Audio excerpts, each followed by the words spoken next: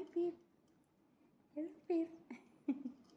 Nahanap ko siya, guys. Nandun siya sa bao, sa loob. Eh, meron siyang bagong name. Hi, Pip. Hello.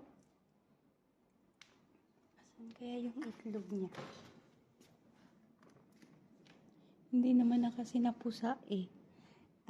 Kasi wala namang sisiw yun, kaya tinapon na siguro. Kasi matagal naman na. 1 month na. Pero parang buntis na naman siya, guys. Kasi malaki na naman yung tiyan niya. Alam mo yung kinakain niya, ba't siya nabubuntis? Yung spinach. Yun yung pinapakain sa kanya. Tapos nagkaroon siya ng itlog. Hello, Pip. Hi. Hi, Pip.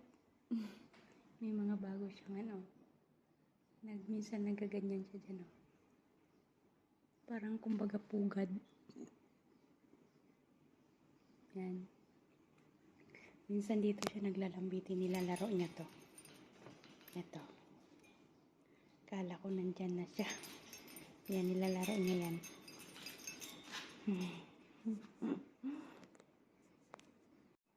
Tingnan nyo si Pip, guys. Hi, Pip. Hi. Hi. Bababa na yan siya, Pakitang gilas. Hi, Pip. Pakitang gilas yan, guys. Hello, Pip. Hi. Hello. Lalaro siya ng ball, guys.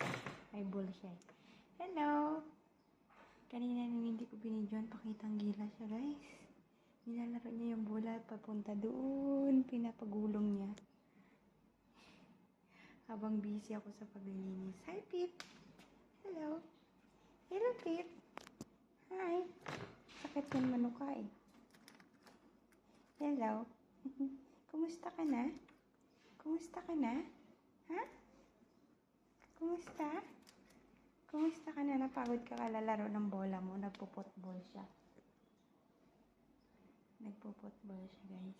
Tapos napagod siya. Pumatong siya dyan, Hindi ko lang nakuha na ng video kasi alam niya yung camera.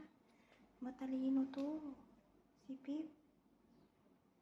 Matalino ka, Pip. Vlogger ka na rin. Ha? Vlogger ka na rin? Pip.